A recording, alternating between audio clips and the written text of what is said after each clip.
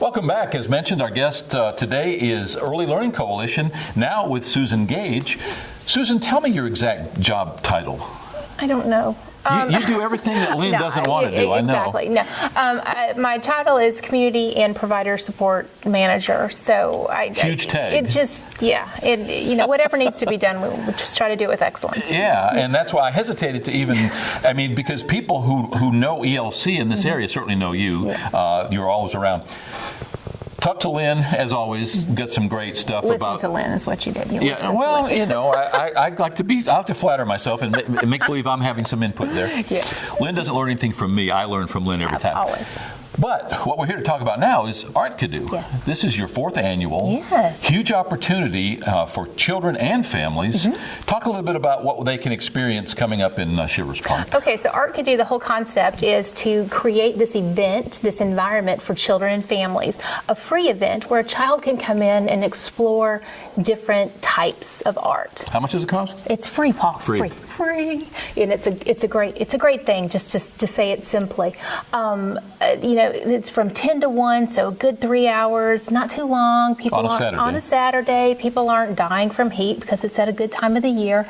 But just enough time to bring the family and watch the children get engaged in something there at Shivers Park. What is the actual date? April the 23rd. April the 23rd. Yeah. So that's the 4th Thursday in April? I know it's Earth Day. It's also Earth Day. Okay. But April the 23rd. I know we have different weekends sometimes, kind of depending on when Easter is, but always around that springtime with the event itself. Showing some footage from the past several years right now. Yeah.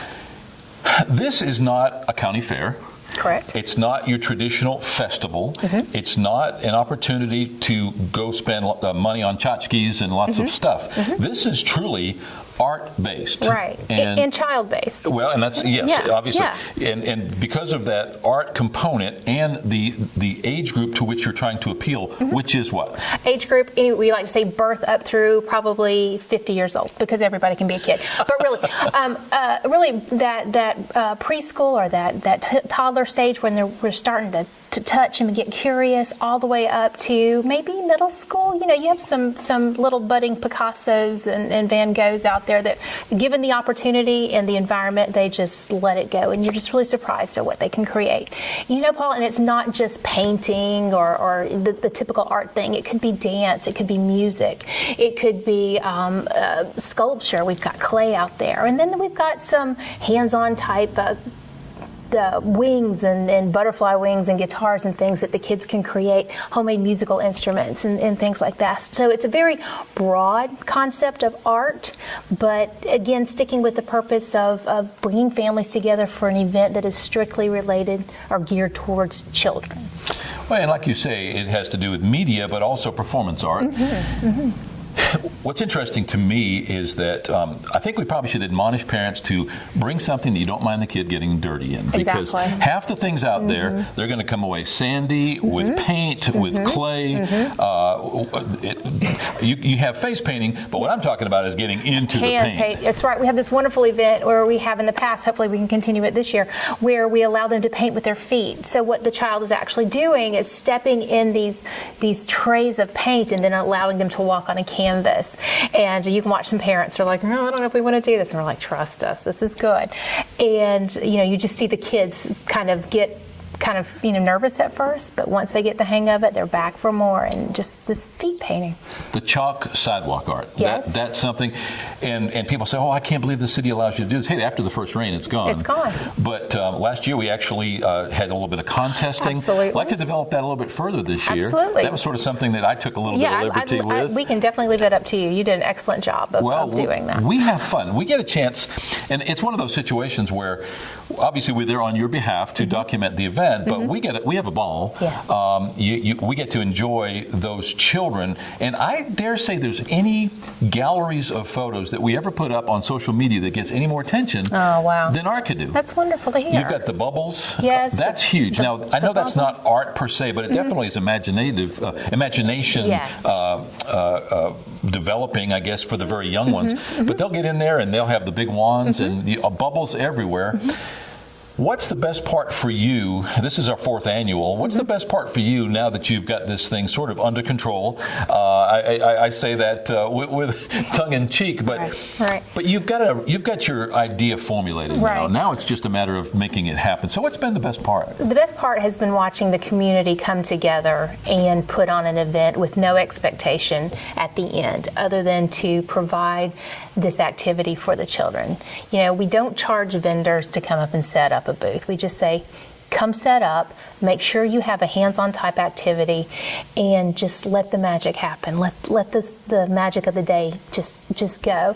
And I've yet to see anybody come away in the 3 years, and now our 4th year, saying this was a waste of time, or I didn't have fun, or, you know, I haven't heard anything negative. Maybe they just don't want to tell me because they know I might be, you know, I haven't heard anything negative. And to me, that says it's a success. When I can follow a family or watch a family interact with these different activities for 2, maybe 3 hours, because we have some people that are there right when the gates open and they're there until we're telling them, you know, we've got to go close it down. And just know that their children have had a great time, that mom and dad haven't had to spend any money, you know, to allow this, and that they can walk away. And Paul, one of the really cool things is a lot of the things that we do, we're doing with items that they have at home. So hopefully that parent's paying attention and saying, oh, I can do this with my kid. You know, this doesn't take, you know, $30 worth of stuff from an art store. This is what we have here at home. And just watching the mom and the dad or the grandparents interact with their children, there's nothing better than that. Saturday, April 23rd, when they arrive at 10 o'clock in the morning, they'll come through one of the couple of gates that go into Shivers Park, and they'll actually register. They'll actually... we kind of want to know where you're coming from, you know, to see, you know, are we drawing people from outside of the Washington County area? Unfortunately, we are, and it's been growing each year. We're very excited about that. So we might ask, how many people did you come in your party, and can you tell us your zip code? And we're just keeping a little record of where people are coming from. We've had people come from as far away. I had somebody from, I think, Louisiana or something like that last year, as far away as Franklin County in Florida, and some people up in Alabama last year came down. When you enter the park, after having registered, there are signs, kind of like the old European street signs, finger painting, face painting, bubbles, music, food, bathrooms. At that point, people decide which way they want to go, and they can literally spend, now it's only 3 hours, 10 to 1.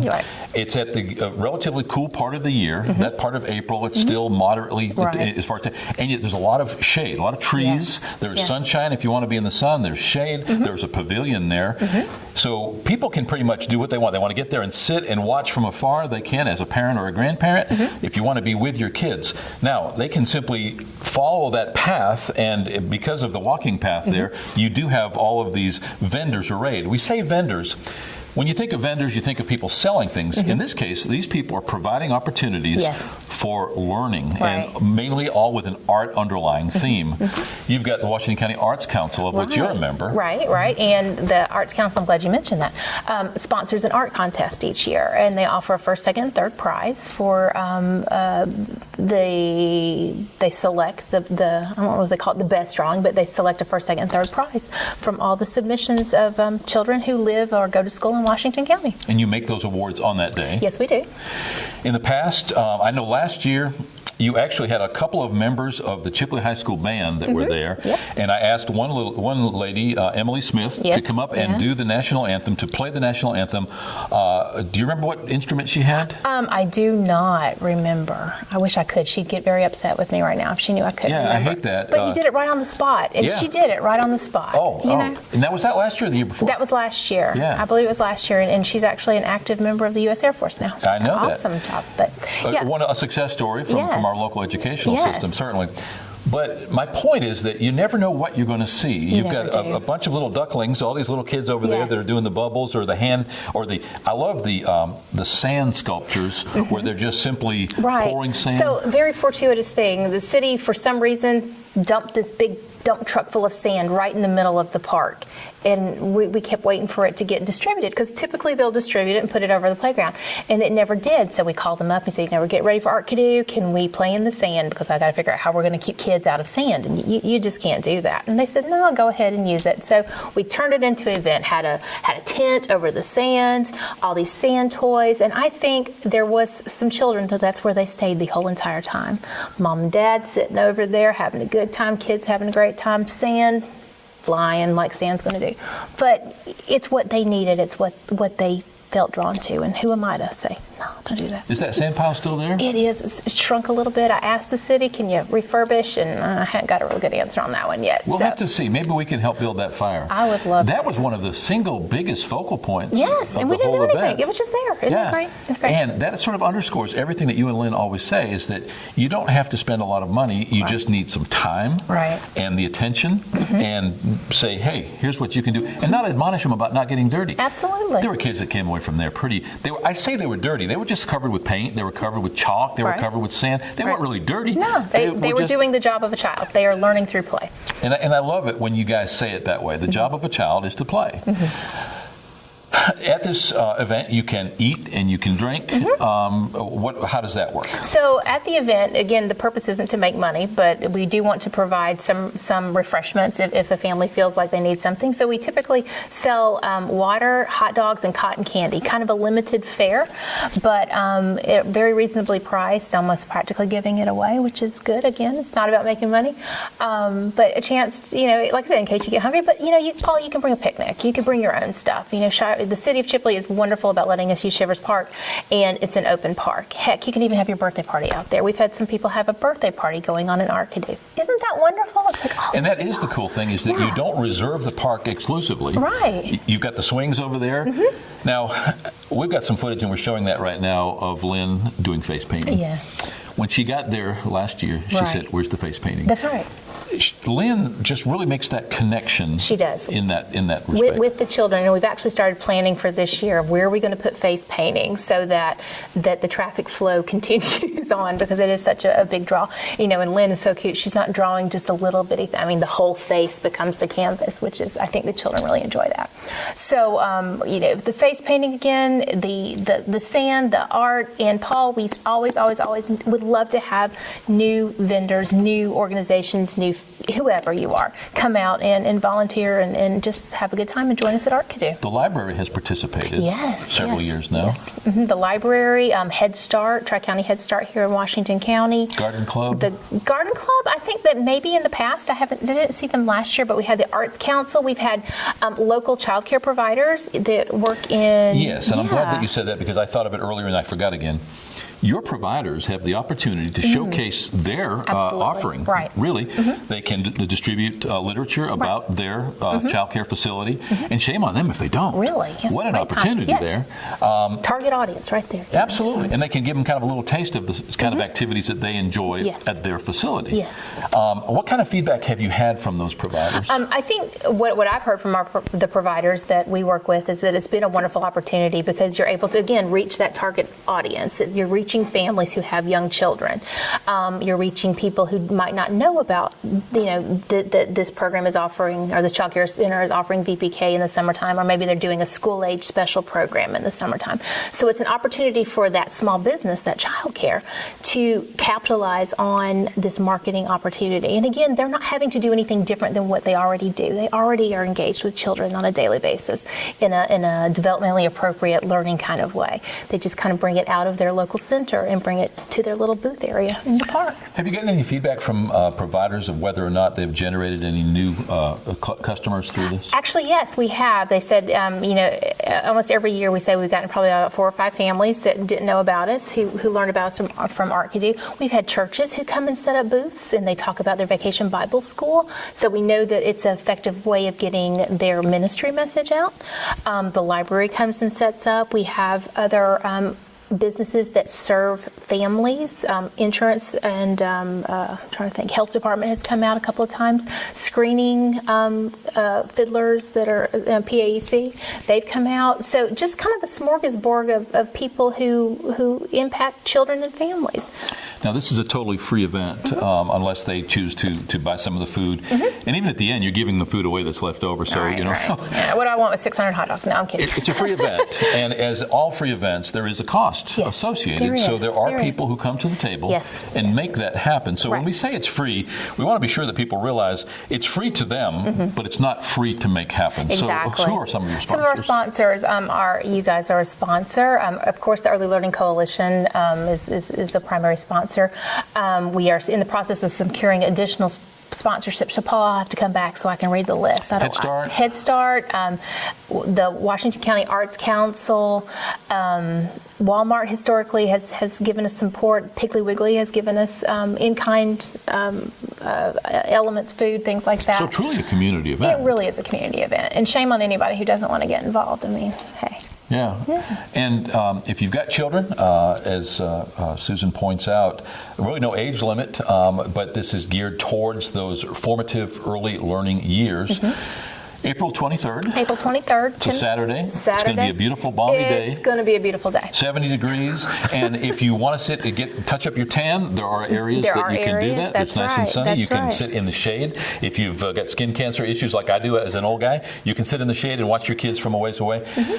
I can't think of any better event, any better run event, and any event that children come away with any more value.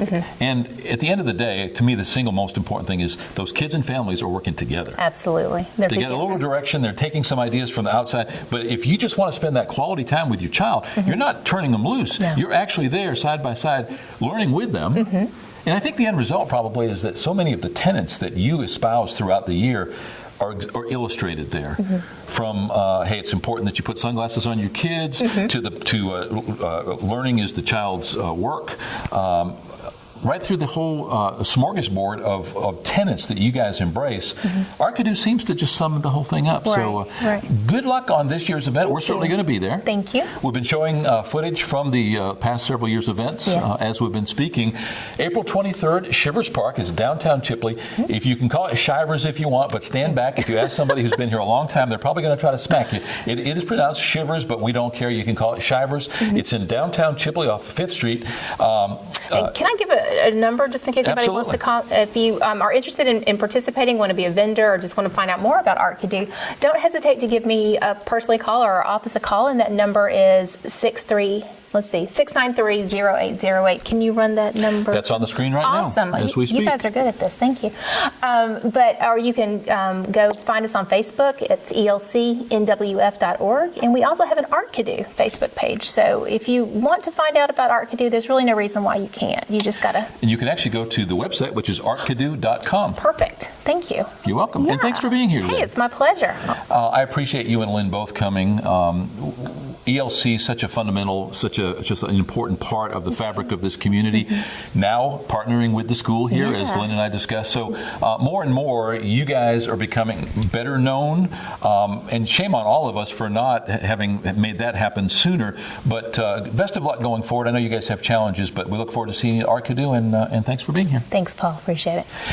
Recently here, talking to Suzan Gage with Early Learning Coalition of Northwest Florida, talking about ArtKidDoo, Saturday, April 23rd, 10 to 1, very short and sweet. If you're a father and you want to go fishing or hunting in the afternoon, or you want to watch one of the games that's on, still going to give you plenty of time for that. If you're a flea market person and you want to hit those early in the morning and then bring your children, I think this is exactly the right time of day to get the largest number of people, and it's going to be a beautiful day. We'll be right back.